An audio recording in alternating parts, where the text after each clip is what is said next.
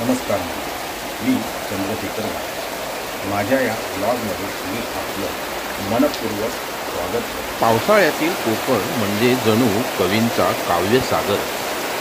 पावसाच्या सरींनी झाडं झुलायला लागली. खळखळ आवाज करत वाहत जाणारी नदी, हिरवाईने नटलेला शालू पांघरलेला कोकणातील हा निसर्ग पाहताना निसर्ग कवी त्र्यंबक बापूजी ठोंबरे, ज्यांना आपण बालकवी या टोपण नावाने ओळखतो, यांच्या ओळी ओठावर येतात. हिरवे हिरवे गार गालीचे हरित तृणांच्या मखमाली.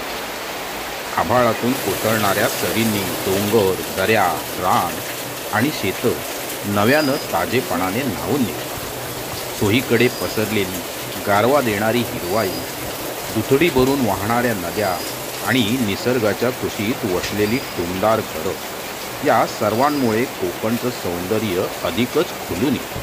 तर मंडळी, कोकणातील पावसाळा हा केवळ निसर्गाचा उत्सव नसून गावोगावच्या माणसांसाठीही आनंदाचा ऋतू असतो. चला तर मंडळी, कोकणातील या आनंदाच्या ऋतूत न्हावून निघण्यासाठी आपल्याला कोकणातील आपल्या गावी जायलाच हवं.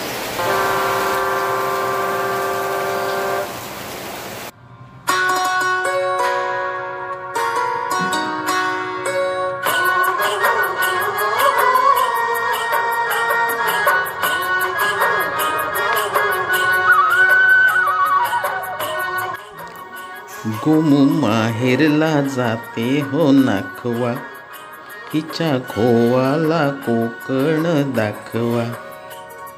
हैया हो हैया हो.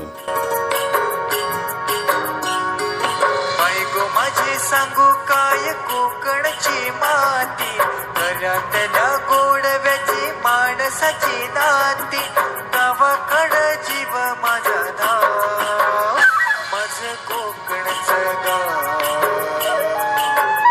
माझं कोकणचं गाव, हे माझं कोकणचं गाव, माझं कोकणचं गाव.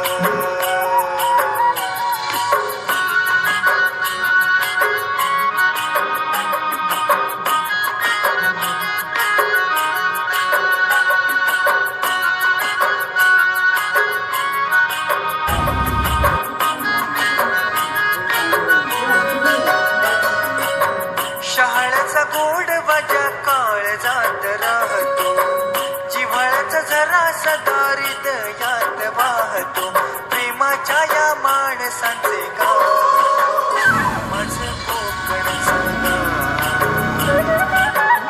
माझं कोकणचं गाव, माझं कोकणचं गाव, माझं कोकणचं गाव.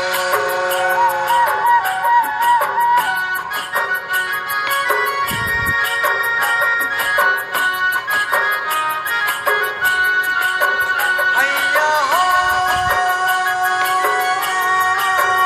हैया हो,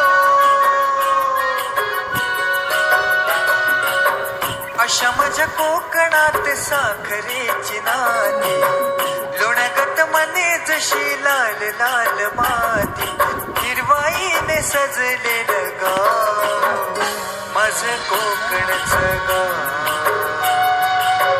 हे माझं कोकणचं गाव, माझं कोकणचं गाव, माझं कोकणचं गाव. बायगो माझे सांगू काय कोकणची माती, घरातल्या गोडव्याची माणसाची नाती, गावाकड जीव माझा धाव, माझं कोकणचं गाव, हे माझं कोकणचं गाव.